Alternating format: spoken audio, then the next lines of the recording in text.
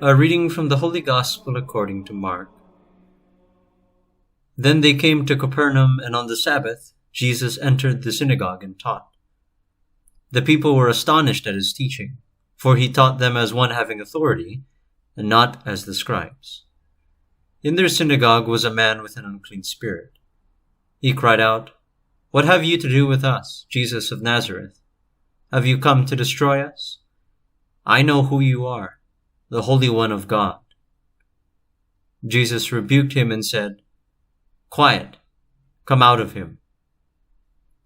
The unclean spirit convulsed him, and with a loud cry came out of him.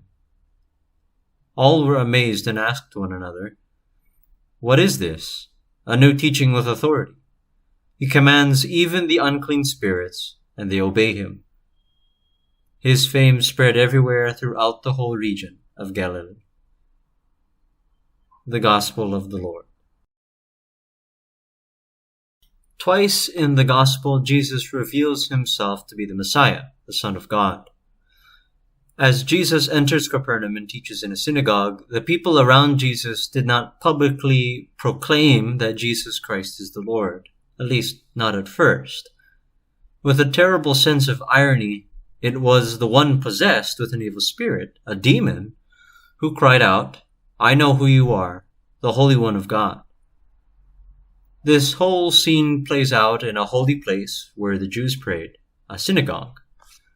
Imagine the shock that they would have felt when such a spirit entered their holy place of prayer.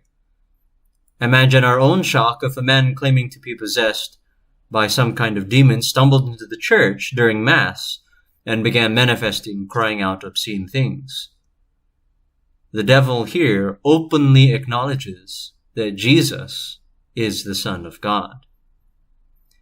Jesus' identity is revealed a second time through his own word. His command to the demon reveals who Jesus is. The Lord speaks, "Be silent," and come out of him. God's authority and power is expressed here through his very words. When God spoke in the past, in Genesis, what God says becomes reality. Let there be light, and there was light.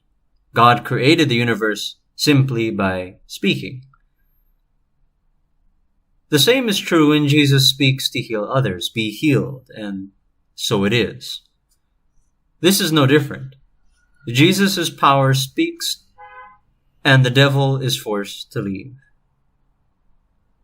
Jesus' authority is publicly demonstrated before the people. Not only does he show that he has the power over all creation, but over the devil and his fallen angels as well. Only after this demonstration of power and authority did the people begin to acknowledge him with this response. What is this? A new teaching. With authority, he commands even the unclean spirits, and they obey him. It's important to note, too, that the possession of the man helped prove Jesus' authority. Through his possession and eventual salvation, he was able to be seen by the public as he performed this miracle. This is so that others could see and believe. We too today are believers who have seen God's work one way or another. Or perhaps we have not yet come to see it, but still have faith that God still works even in those unseen ways. There is always hope. There is always a reason, even if it requires suffering. And when we do encounter suffering, we must not forget to open our hearts to the Lord in prayer and ask him to carry us through it. This reality should be remembered when we present all of our difficulties to him in prayer. There is no evil or hardship that has not already been overcome by the Lord.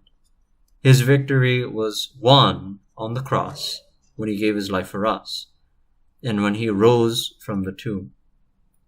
If the devil already knows this and acknowledges this, perhaps we should too, in everything we say and in everything we do.